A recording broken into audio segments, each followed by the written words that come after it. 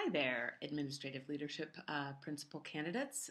My name is Desiree Pointer-Mace. I'm your Associate Dean for the Graduate Programs at Alverno.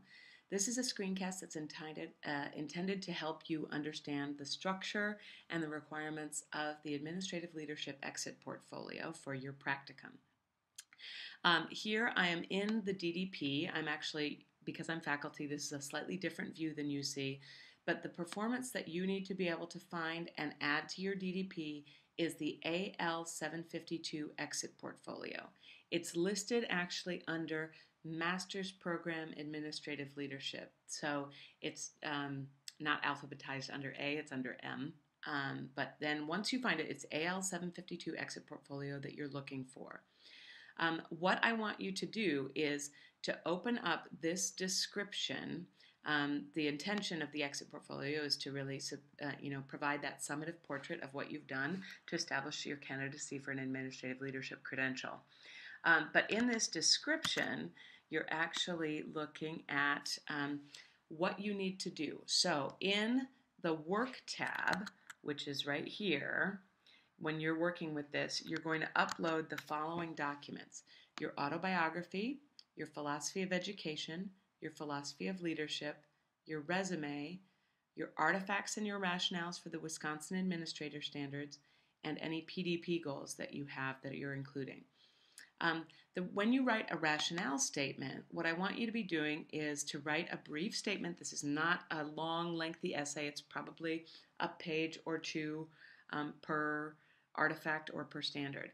But when you write that rationale statement, it should be explicitly aligned to an administrator standard, describe the artifact and the context in which it was generated, explain why the artifact provides evidence of the administrator standard, make explicit connections to the Alverno Advanced Abilities where relevant.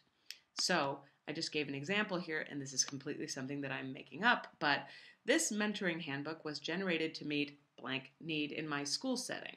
It is blank. It provides evidence of Wisconsin Administrative Standard 3, for example, because it sets forth my leadership vision for and expectations for staff professional growth.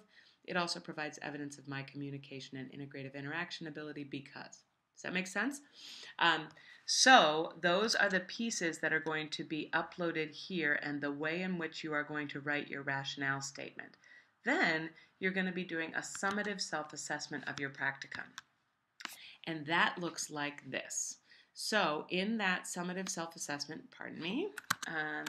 you are going to be writing your name, your supervising faculty name, that is the person who's run your practicum, the semester and the year, where you were placed, and then summatively you are crafting a reflective narrative of 3 to 5 pages summarizing what you've learned regarding the qualities and abilities of an effective principal. You should either individually or holistically address your learning related to the Wisconsin Administrator Standards, which are listed below.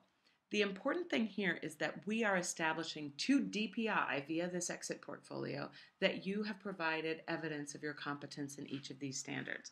So that's what you're doing in this self-assessment narrative.